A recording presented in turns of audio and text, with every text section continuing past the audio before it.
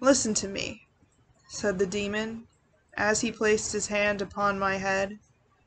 "The region of which I speak is a dreary region in Libya, by the borders of the river Zaira, and there is no quiet there, nor silence. The waters of the river have a saffron and sickly hue, and they flow not onwards to the sea, but palpitate forever and forever beneath the red eye of the sun with a tumultuous and convulsive motion. For many miles on either side of the river's oozy bed is a pale desert of gigantic water lilies. They sigh one unto the other in that solitude, and stretch towards the heaven their long and ghastly necks, and nod to and fro their everlasting heads. There is an indistinct murmur which cometh out from among them, like the rushing of subterranean water, and they sigh one unto the other.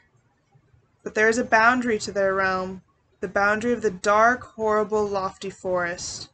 There, like the waves about the Hebrides, the low underwood is agitated continually, but there is no wind throughout the heaven, and the tall, primeval trees rock eternally hither and thither with a crashing and mighty sound, and from their high summits one by one drop everlasting dews, and at the roots strange poisonous flowers lie writhing in perturbed slumber, and overhead with a rustling and loud noise the grey clouds rush westwardly forever until they roll, a cataract, over the fiery wall of the horizon. But there is no wind throughout the heaven, and by the shores of the river Zaira there is neither quiet nor silence. It was night, and the rain fell, and falling it was rain, but having fallen it was blood. And I stood in the morass among the tall lilies, and the rain fell upon my head, and the lilies sighed one unto the other in the solemnity of their desolation. And all at once the moon arose through the thin ghastly mist, and was crimson in color.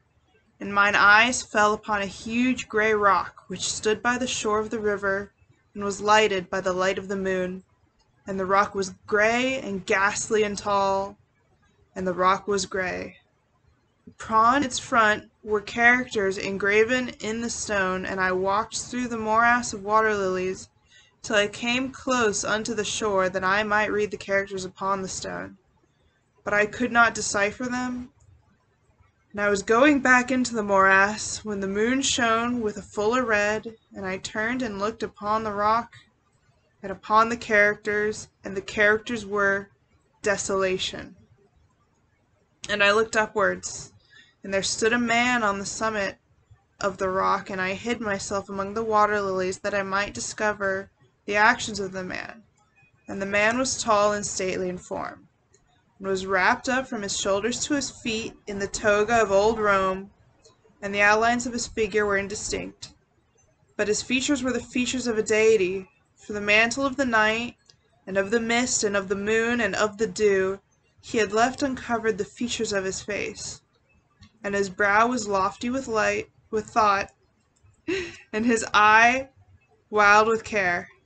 And in the few furrows upon his cheek I read the fables of sorrow and weariness and disgust with mankind, and a longing after solitude. And the man sat upon the rock, and leaned his head upon his hand, and looked out upon the desolation. He looked down into the low, unquiet shrubbery, and up into the tall, primeval trees, and up higher, at the rustling heaven, and into the crimson moon. And I lay close within shelter of the lilies, and observed the actions of the man. And the man trembled in the solitude. But the night waned, and he sat upon the rock.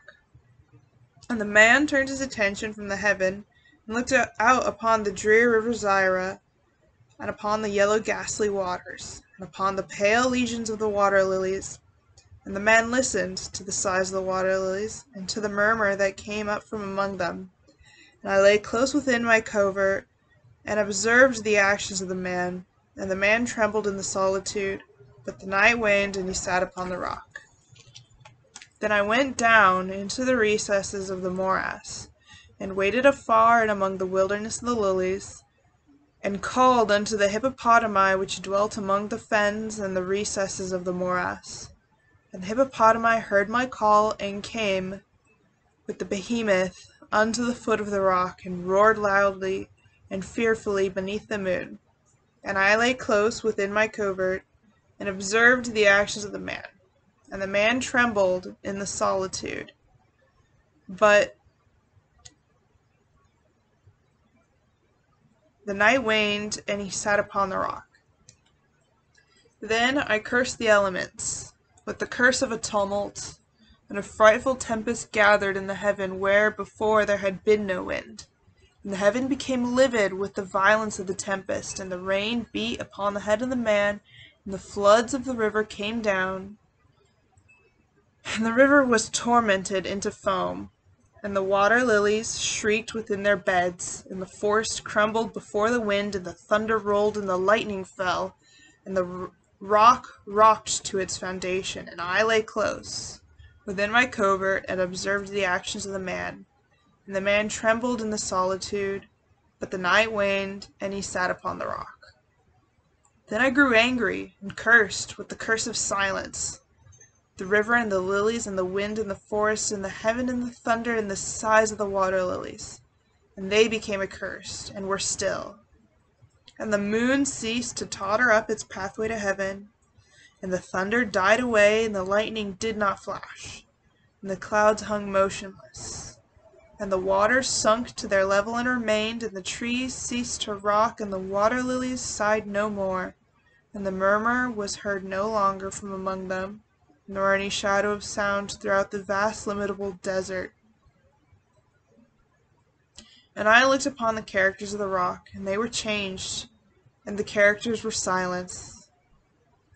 And mine eyes fell upon the countenance of the man, and his countenance was wan with terror.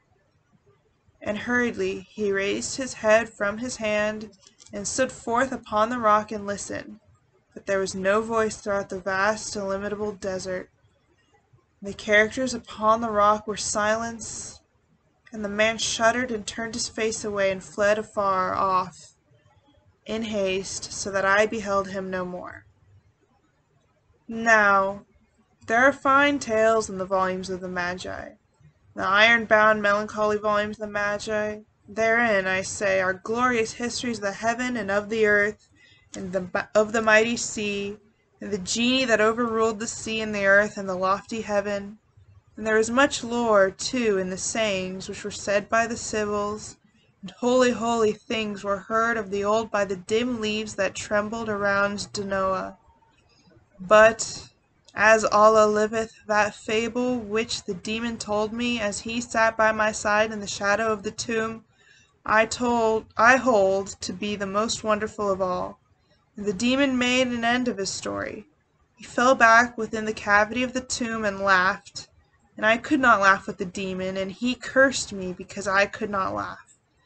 And the lynx which dwelleth forever in the tomb came out therefrom, and lay down at the feet of the demon, and looked at him steadily in the face.